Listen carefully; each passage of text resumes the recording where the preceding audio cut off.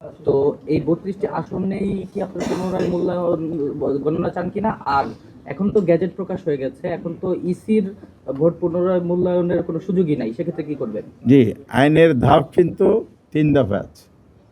একটা হলে ইসি করতে পারে, এরপর ট্রাইব্যুনাল আছে, এরপরে হাইকোর্টে রিট করা যাবে।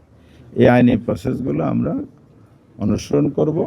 32-এর বাইরেও আমাদের কাছে এভিডেন্স সাফিসিয়েন্ট আমাদের হাতে আসতেছে, সেই জন্য ব্যবধানের বাইরেও বড় ব্যবধান হারানো যদি এখানে এভিডেন্স পাওয়া যায়, সেক্ষেত্রে আমরা আইনের আশ্রয় নেব।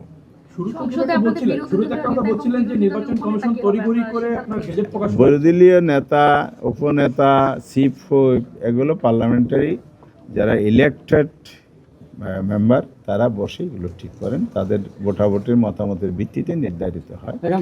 আমরা অবশ্যই শপথ গ্রহণের পরে এবারে সিদ্ধান্ত নেব। 5 আগস্টের পর সবসময় আপনারা রাষ্ট্র সংস্কারের কথা বলেছেন, আপনাদের কি কখনো মনে হয়েছে কিনা যে ভোট পদ্ধতির সংস্কারের প্রয়োজন? আর এই নির্বাচন কি আপনারা যেমন আজকে এসে দোষারোপ করছেন নির্বাচন অফিসকে, তো নির্বাচন অফিসকে আইনের বাইরে কোনো কাজ করেছে কিনা? জি, ধন্যবাদ। সংস্কার তো কমিশনের মধ্যে নির্বাচন কমিশনের সংস্কারের কিছু বিষয় মৌলিকভাবে এসেছে। জুলাই সনদ বাস্তবায়ন হলে এগুলো আমরা সফল পাব, যেহেতু বাস্তবায়ন হয়নি সফল পাইনি। সেকেন্ড হচ্ছে ইলেকশন কমিশন তাদের বক্তব্য অনুযায়ী হার্ড অ্যান্ড সোল চেষ্টা করেছে, পরিশ্রম করেছে, এটা আমরা শুনেছি, এটা আমরা বিশ্বাসও করতে চাই।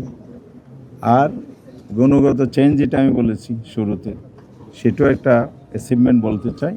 কিন্তু মৌলিক জায়গায় আপনি যতই সুষ্ঠু ভোট গ্রহণ করেন না কেন, ফেয়ারলি যদি রেজাল্ট ঘোষণা না হয়, এখানে যদি ইঞ্জিনিয়ারিং হয়, আপনি যদি এটা চেক দিতে না পারেন, পদক্ষেপ না নিতে পারেন, এখানে ওই একটা দায়সারা গোছরের বক্তব্য দিলে হবে না। এখানে দায় দায়িত্ব অন্যরা এড়াইতে পারেন না। ইলেকশন ইঞ্জিনিয়ারিং দায় দায়িত্ব ইলেকশন কমিশনকেও নিতে হবে।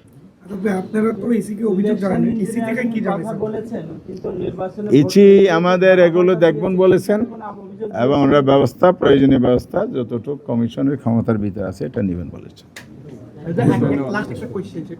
আমরা সোশ্যাল মিডিয়াতে একটা ছায়া মন্ত্রিসভার বিষয় দেখতে পাচ্ছি।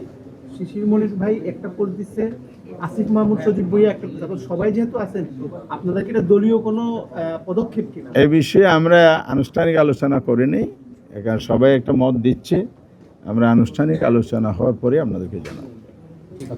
জি, থ্যাংক ইউ, ধন্যবাদ।